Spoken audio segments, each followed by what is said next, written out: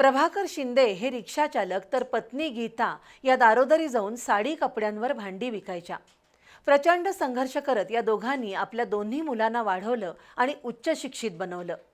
त्यातील प्रदीप यानं रिक्षा व्यवसाय स्वीकारला तर दुसरा मुलगा प्रतीकनं 2024 पासून स्पर्धा परीक्षेचा अभ्यास केला। अनेक अडचणी आणि समस्यांवर मोठ्या जिद्दीनं मात करत प्रतीकनं पहिल्याच प्रयत्नात महाराष्ट्र राज्य सेवा आयोगाच्या कर निरीक्षक परीक्षेत इतर मागासवर्गात राज्यात चौथा येण्याचा बहुमान पटकावलाय। प्रतीकच्या यशामुळे शिंदे कुटुंबियांच्या आनंदाला पारावर उरलेला नाही। आयुष्यभर केलेल्या कष्टाचं प्रतीकनं उत्तम फळ दिल्यानं शिंदे कुटुंब सध्या आनंदाच्या वर्षावात न्हाऊन निघालंय। पुत्र व्हावा ऐसा गुंडा ज्याचा तिन्ही लोकी झेंडा अशी आपल्याकडे म्हण आहे। आपला मुलगा प्रचंड कर्तृत्ववान निघावा अशी प्रत्येक आईवडिलांची इच्छा असते। हीच इच्छा मनी बाळगून करवीर तालुक्यातील शिंगणापूर इथल्या विशाल तीर्थ पार्कमध्ये राहणाऱ्या शिंदे कुटुंबानंही अथक परिश्रम घेतले। प्रभाकर शिंदे यांनी पूर्वी कुंभार गल्लीत भाड्याच्या घरात राहून रिक्षा चालवत त्यांनी कुटुंबाचा उदरनिर्वाह केला। तर त्यांना साथ देत पत्नी गीता यांनी गल्लोगल्ली फिरून जुनी साडी चोळी कपडे घेऊन त्यावर प्लास्टिकच्या प्रापंचिक वस्तू भांडी देण्याचा व्यवसाय केला। हालाखीच्या स्थितीतही या दोघांनी मुलगा प्रदीप आणि प्रतीक यांचं उत्तम संगोपन केलं। दोन्ही मुलांनी पदवी संपादन केली। आईवडिलांच्या कष्टाला साथ देण्यासाठी थोरला प्रदीप यानं रिक्षा व्यवसाय सुरू केला। धाकट्या प्रतीकनंही मिळेल ते काम करून कुटुंबाला मदत केली। प्रसंगी भाजी विक्रीही केली। दरम्यान आई गीता शिंदे यांच्या सूचनेनुसार प्रतीकनं 2024 पासून स्पर्धा परीक्षेसाठी अभ्यासाला सुरुवात केली।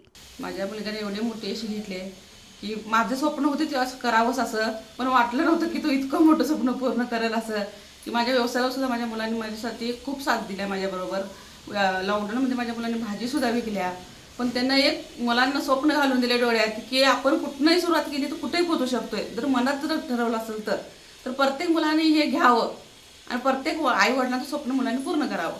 रयत प्रबोधिनीच्या ऑनलाईन क्लासेसचा आधार आणि दिवसातून तब्बल 13 तास अभ्यास करत 4 जानेवारी 2025ला प्रतीक शिंदेनं राज्य कर निरीक्षक पदासाठी पूर्व परीक्षा दिली। 17 मे 2025ला मुख्य परीक्षा पार पडली। नुकताच या परीक्षेचा निकाल लागला आणि पहिल्याच प्रयत्नात प्रतीक शिंदेनं यशाला गवसणी घातली।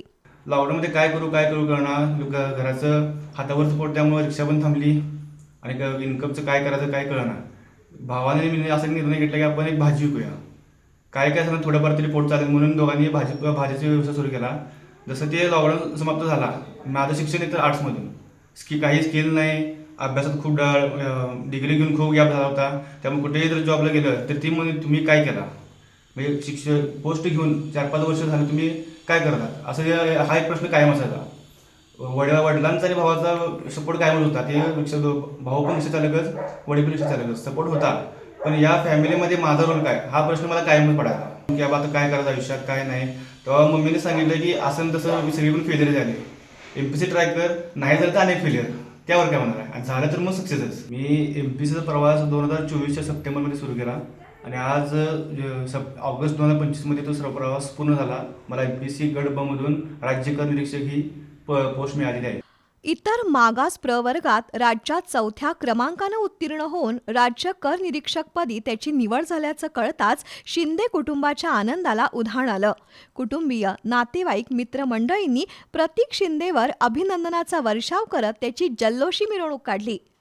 परिस्थिती कशीही असो, अभ्यासातील सातत्य, वेळोवेळी स्वतःचं मूल्यमापन, तज्ज्ञांचं मार्गदर्शन आणि जिद्दीच्या बळावर कोणत्याही परिस्थितीवर आणि समस्येवर मात करून यशाचा ध्वज फडकवता येतो हा संदेश प्रतीकनं नव्या पिढीला दिलाय एवढं नक्की।